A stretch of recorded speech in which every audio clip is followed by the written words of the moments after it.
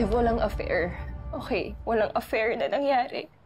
I did not cheat on Luke.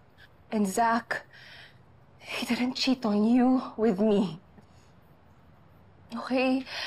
Yung kami ni Zach, when that happened, hindi pa kayo, okay?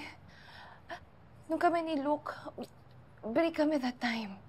It was such a brief time only, Liv.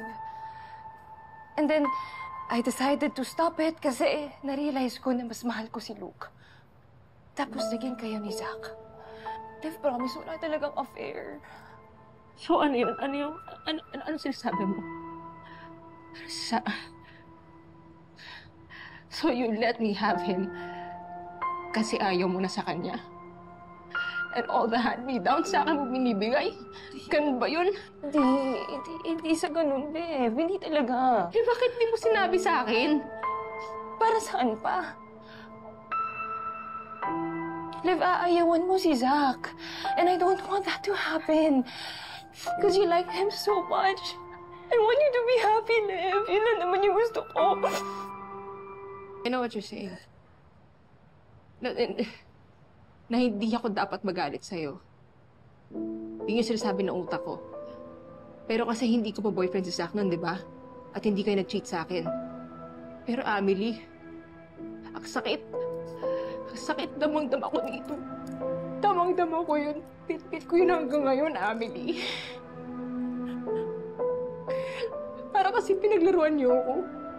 May mga sikreto kayo behind my back. Tapos, alam mo, iniisip ko minsan yung mga instances na kunwari civil lang kayo. Tapos, nag-uusap na kayo because of me.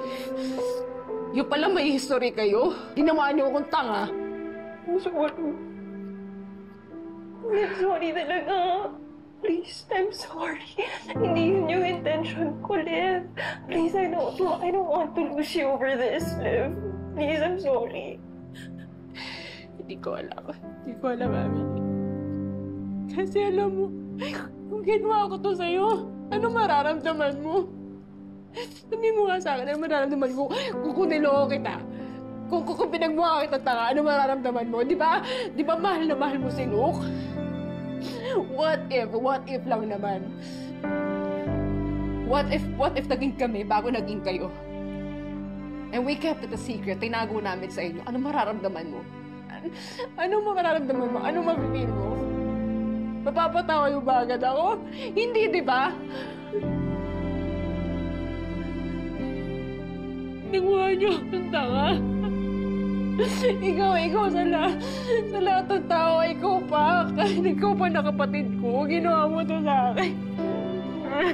I'm sorry talaga, Liv. Hindi ko intensyon yun. I'm sorry. Please. Liv. Liv, wait lang. Wait na, Liv. Please. Liv, sorry.